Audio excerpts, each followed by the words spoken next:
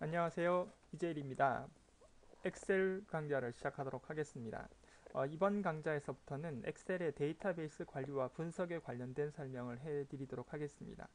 엑셀은 수많은 데이터에서 원하는 내용을 쉽게 검색을 하고 요약 정리할 수 있는 다양한 데이터 관리 및 분석 기능들이 있습니다.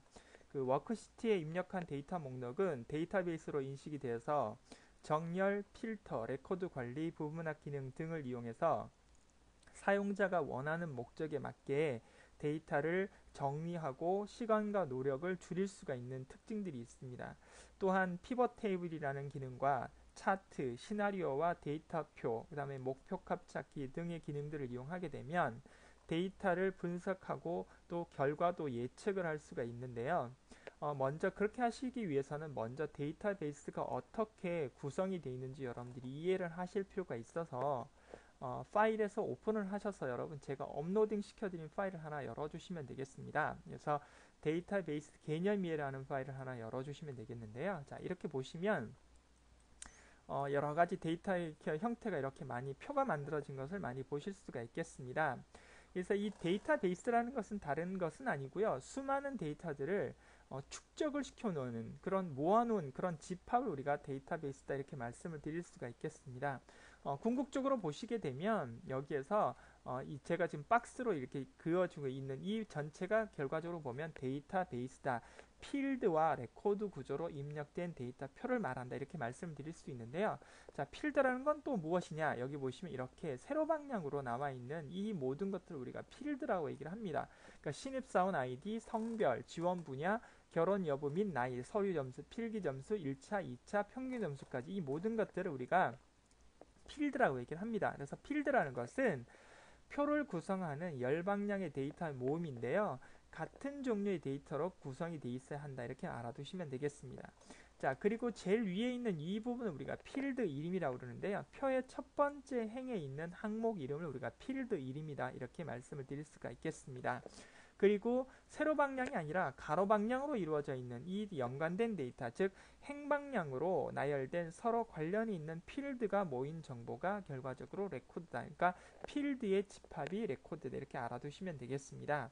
그리고 필드와 레코드 구조로 입력된 데이터의 표를 우리가 데이터베이스다 이렇게 말씀을 드릴 수가 있겠습니다. 이것을 여러분들이 좀 이해를 좀 해주셨으면 좋겠고요. 자, 그런데 데이터베이스를 만들 때는 반드시 필요 조건이 있습니다. 자, 그 말은 뭐냐면 필드의 첫 번째 행에는 해당 필드를 대표하는 필드 이름이 반드시 이렇게 존재를 해야 한다는 걸 알아두셔야 되겠고요. 데이터베이스를 만들기 위한 그 필요 조건입니다.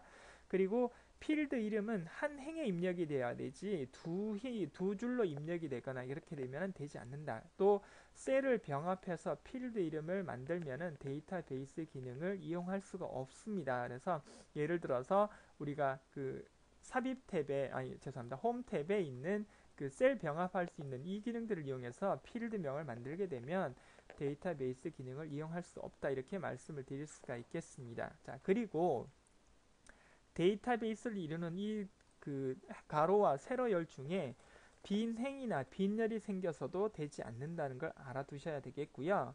하나의 필드에는 하나의 정보만 입력이 돼야지 그 여러 가지 데이터가 들어가면 되지 않는다는 겁니다. 즉 다시 말하면 이렇게 필드가 있었을 때 결혼 여부 및 나이가 있었을 때 미혼 25세 이렇게 들어와 있어야 되는 부분이라고 보시면 되겠습니다. 그래서 반드시 일정 기준을 갖춰야 되는 작업을 여러분들이 꼭 선행을 하셔야 되겠습니다. 그리고 각각의 필드에는 문자면 문자, 숫자면 숫자 이렇게 구분이 돼서 데이터를 입력해야 되는 것이 데이터베이스를 만들 수 있는 필요 조건이다. 이렇게 말씀을 드릴 수가 있겠습니다.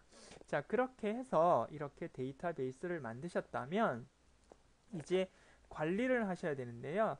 이 데이터베이스를 관리할 수 있는 기능은 우리가 데이터라는 리본 메뉴를 누르시고요. 그 다음에 옆에 보시게 되면 데이터 도구라든지 정렬 및 필드 이런 기능들을 이용해서 작업을 할 수 있는데 첫 번째 관리 기능에는 여러분 레코드 관리라는 것이 있습니다. 근데 이 레코드는 아까도 말씀을 드렸지만 무슨 방향? 가로 방향으로 나오는 이 데이터죠. 그래서 사용자가 직접 여기서 데이터를 삭제를 하거나 또는 삽입을 해서 추가를 할 수 있는 이런 기능을 우리가 레코드 관리라고 그러는데 사실 레코드 관리라는 메뉴는 따로 이렇게 저희가 작업을 할 수 있는데요. 그것은 어디 있냐면 자, 오피스 단추를 누르시고 엑셀 옵션을 눌러주시면 되겠습니다. 그리고 사용자 지정을 눌러주시고요. 그 다음에 다음에서 사용하는 명령 중에 리본에 없는 명령을 클릭을 해주시면 여러분 여기 하단으로 쭉 내려보시면 레코드 관리라는 것이 나옵니다. 그래서 여기 보시면 레코드 관리라는 부분이 나오죠. 뭐 어차피 저희가 사용해야 되는 부분들이니까 레코드 관리를 클릭을 하시고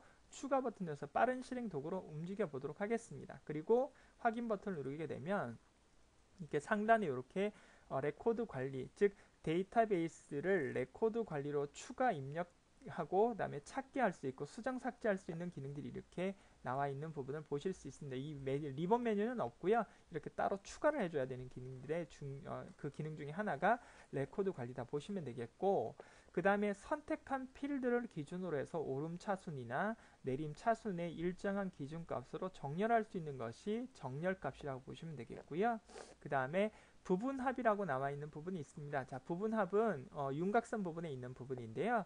데이터베이스에서 입력한 레코드를 일정한 기준으로 그룹을 먼저 묶은 후에 그 다음에 그룹에 포함된 레코드의 합계나 평균을 자동으로 계산해서 요약해주는 기능이 우리가 부분합인데, 그럴 때는 반드시 그룹을 먼저 선행을 하셔야 된다는 걸 알아두시면 되겠고요.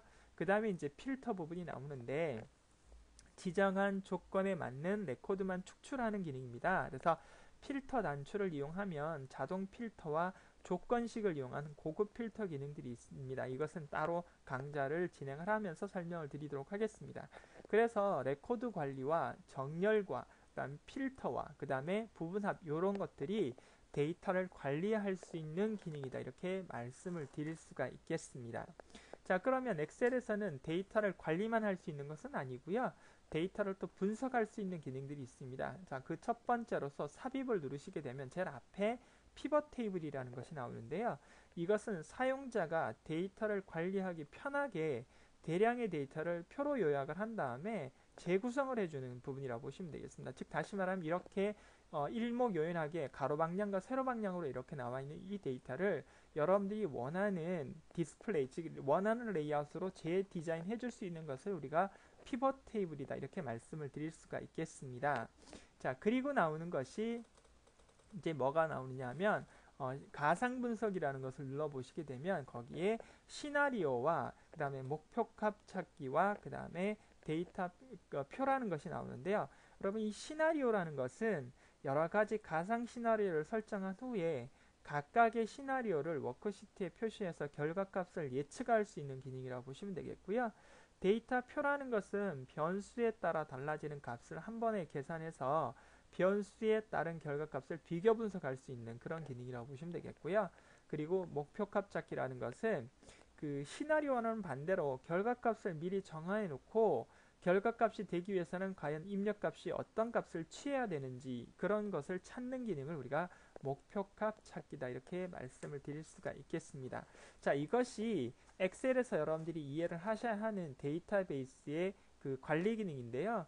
데이터베이스를 구성하기 위해서는 어떻게 필드와 필드링과 레코드 이런 것들이 모여서 데이터베이스가 되고, 데이터베이스를 이루기 위해서는 반드시 필요 조건들이 있었죠. 그리고 그것이 다 갖춰진 상태에서 관리를 할 수 있는 기능과 분석을 할 수 있는 기능들을 제가 여러분들에게 말씀을 드렸는데요. 사실 이것을 그냥 타이핑을 해가지고 여러분들에게 설명을 드려야 하지만 시간 관계상 그냥 이렇게 말로써 설명을 좀 드렸고요. 이것은 강좌를 진행하면서 그때그때 다시 한번 언급을 하면서 복습하는 시간을 가져보도록 하겠습니다. 자, 그러면 이번에서는 이제 그 내용은 충분히 들으셨으니까 이제 첫 번째로 중복 데이터를 제거를 하고 그 값을 어떻게 또 효율적으로 처리할 수 있는지에 대한 설명을 드려보도록 하겠습니다. 자, 이것은 X 버튼을 눌러서 닫아주시고요. 다시 오픈을 하셔서 중복 데이터 제거라는 파일을 열어주시면 되겠습니다. 그러면 밑에 보시면 중복 데이터 제거 탭과 시트와 그 다음에 중복 데이터 제거 연습 문제라는 것이 있는데요. 첫 번째 중복 데이터 제거 부분을 한번 클릭을 한번 해보도록 하겠습니다. 자, 이것은 뭐냐면 같은 데이터 값이 여러 번 나왔을 때 그것을 삭제를 하고 그 다음에 중복되지 않은 데이터들만 이렇게 서치를 추려내는 그런 기능이라고 보시면 되겠는데요. 자, 먼저 B의 3번지에서부터 B의 16번지까지 범위를 잡아주시죠. 자, 그런 다음에 데이터 유효성 검사, 죄송합니다. 중복된 항목 제거를 클릭을 해주시면 되겠습니다. 자, 그러면 여기에 도서명이 중복이 되어 있는 것은 없애주겠다. 그래서 확인 버튼을 눌러주시게 되면 이렇게 10개의 중복된 값이 없어지고 4개의 고유한 값이 유지가 되는 그런 특징을 보실 수가 있겠습니다. 자, 옆에는 판매처에서부터 어디 정가까지 해서 D의 3번지에서부터 F의 16번지까지 구현을 하도록 하겠습니다. 마찬가지 중복된 항목 제거를 눌러주시고요. 자, 여기에서 판매처만 눌러놓고 작업을 한번 해보도록 하겠습니다. 자, 그리고 다음에 확인 버튼을 누르게 되면 마찬가지 9개의 중복된 데이터가 사라진 것을 여러분들이 또 확인하실 수가 있겠습니다. 자, 컨트롤 Z키를 한번 눌러서 다시 원래 원본으로 돌아가 볼까요? 자, 다시 범위를 잡아주시고 이번에는 판매처와 도서명이 중복된 것을 한번 처리를 한번 해보도록 하겠습니다. 마찬가지 범위를 잡으셨으면 중복된 항목 제거를 눌러주시고 조금 전에는 판매처만 했는데 도서명까지 그러면 정가만 해제를 해주시고 확인 버튼을 해주시면 이렇게 4개의 중복된 값이 제거가 되고 10개의 고유한 값이 유지가 되는 이런 값들을 여러분들이 확인하실 수가 있겠죠. 그래서 중복 데이터라는 것은 여기서 보신 것처럼 그대로 반복되어지고 같은 값이 입력된 것을 삭제할 수 있는 기능이다 이렇게 보시면 되겠습니다. 자, 중복 데이터 제거 연습을 눌러주시겠어요? 자, 그런 다음에 B의 8번지에서부터 F의 20번지까지 이렇게 범위를 잡아주시면 되겠습니다. 자, 여기 상태에서는 구입처와 판매처가 동일한 데이터 항목을 없애보도록 하겠습니다. 자, 그러면 마찬가지 중복된 항목 제거 탭을 눌러주시고요. 자, 이번에는 구입처를 그대로 두시고 상품명과 중량, 그 다음에 판매가는 빼시고 판매처가 결과적으로 판매자가 되겠죠. 그래서 뭐 거기 보면 그 호남골이라든지 거북이 농산이라든지 뭐 후르츠톡이라든지 월출농원 이런 것들이 나와 있으니까 거기를 클릭을 해주셔서 확인 버튼을 눌러주시게 되면 2개의 중복된 값이 검색이 제거가 됐고 그 다음에 11개의 고유한 값이 그대로 남아있는 이런 작업을 구현하실 수가 있겠습니다. 그래서 그 엑셀의 데이터베이스 첫 번째 값으로서 중복 데이터를 제거하는 방법에 대한 설명을 드렸습니다. 자, 이번 강좌는 여기서 마무리를 하도록 할 거고요.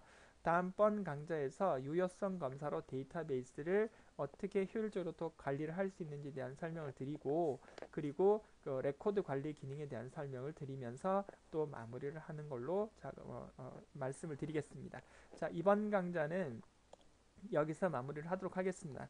참 그리고 여러분이 반드시 연습을 좀 하셔야 합니다. 아시겠죠? 그래서 제가 드린 데이터 이외에 여러분들이 인위적인 데이터베이스를 만드신 다음에 그런 다음에 여러 가지 연습을 한번 해보시는 것을 꼭 명심하시기 바랍니다. 수고하셨습니다.